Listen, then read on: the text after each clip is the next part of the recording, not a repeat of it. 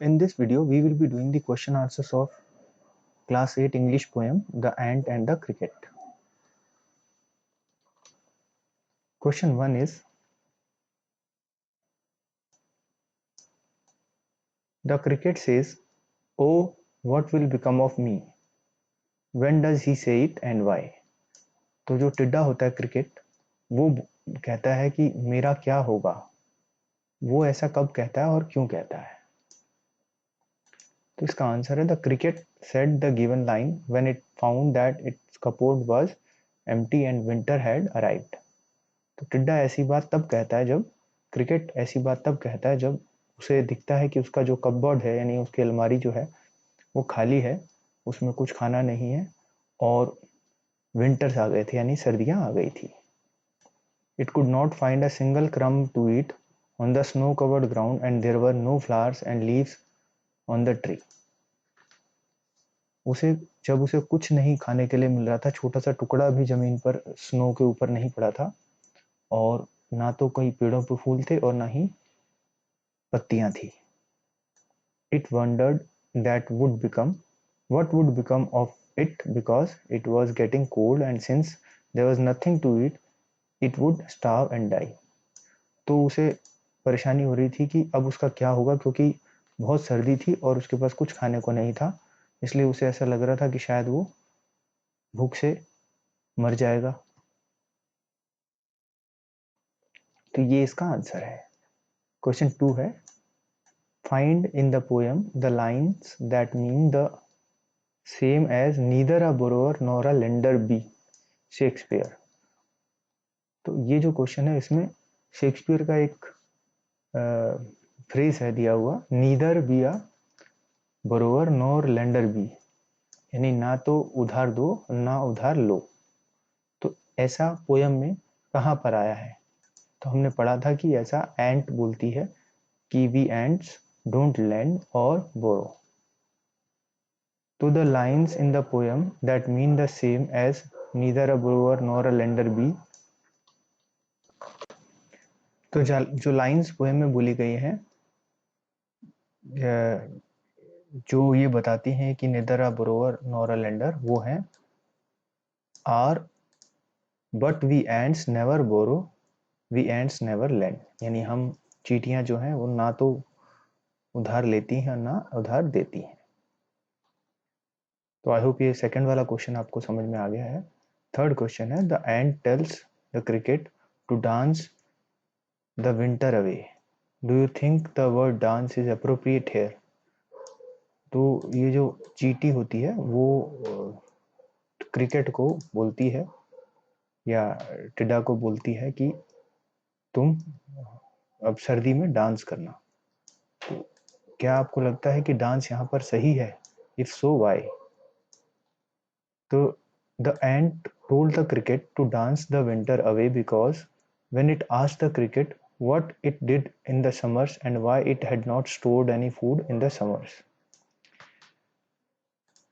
तो जब वो एंट ने क्रिकेट को कहा कि dance in the winter away, वो तब कहा कि जब उसने टिड्डे से पूछा, क्रिकेट से पूछा कि तुमने समर्स में अपने लिए कुछ खाना क्यों नहीं जोड़ा। तो the cricket answered that it sang through the warm and Sunny months of summers. तो क्रिकेट ने आंसर दिया कि जो गर्मी के सूरज वाले जो धूप वाले महीने थे उन दिनों में मैंने गाना गाया। Therefore, in the reply to this, the ant asked the cricket to dance winter away just like it sang all through the summers and did not bother to store food for winters and hence dance is appropriate to be used here. इसलिए टिड्डी ने एंट ने cricket को बोला कि अब आप winters में डांस करना, क्योंकि आपने समर्स में खाना स्टोर नहीं किया बल्कि सिर्फ गाना गाया है, तो विंटर्स में आप डांस करना। इसलिए डांस एक अप्रोप्रिएट वर्ड है जो यहाँ पर यूज हुआ है। क्वेश्चन 4 है, which lines in the poem express the poet's comment? Read them aloud and write the comment in your own words. The lines, answer है फर्स्ट का, the lines in the poem that express the poet's comment are folks call this a fable, I will warrant it true. यानी जो जो line poet ने comment किया है जिस line पर, वो लाइन थी, folks call this a fable, I will warrant it true. यानी लोग इसे एक काल्पनिक कहानी कहते हैं, लेकिन मैं इसे सच मानता हूँ। वारंट इट ट्रू मतलब सच मानता हूँ। तो right the comment in your own words, तो इसको हमें अपने ओन वर्ड्स में लिखना है। तो हम लिख सकते हैं, this comment by the poet means that this poem is indeed a fable as it had a moral behind it. तो जो पोएट का कमेंट है कि ये एक फेबल है, यानी ये कहानी है, काल्पनिक कहानी, क्योंकि इसमें एक शिक्षा छुपी है। मोरल का मतलब शिक्षा छुपी है। जो फेबल होती है उसमें हमेशा एक शिक्षा छुपी होती है उसके एंड में। The cricket did not have anything to eat during the winters because it did not bother to prepare for the winters.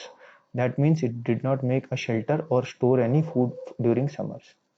तो जो क्रिकेट था उसने खाने के लिए सर्दी में कुछ नहीं मिल रहा था और रहने के लिए जगह भी नहीं थी, क्योंकि उसने गर्मियों में इस चीज को प्रिपेयर नहीं किया, ना तो अपने लिए एक कोई शेल्टर बनाया और ना ही स्टोर फूड किया, फूड को स्टोर किया कहीं। It was negligent and सैंग all through the summer. वो सिर्फ गाना गाता रहा और नेग्लिजेंट था, यानी कि वो लापरवाह था। नेग्लिजेंट का मीनिंग होता है लापरवाह, यानी वो कुछ सोचता नहीं है और सिर्फ गाता रहता था। The ant on the other hand had built a nice home for itself and had stored food so that it would not starve during winters.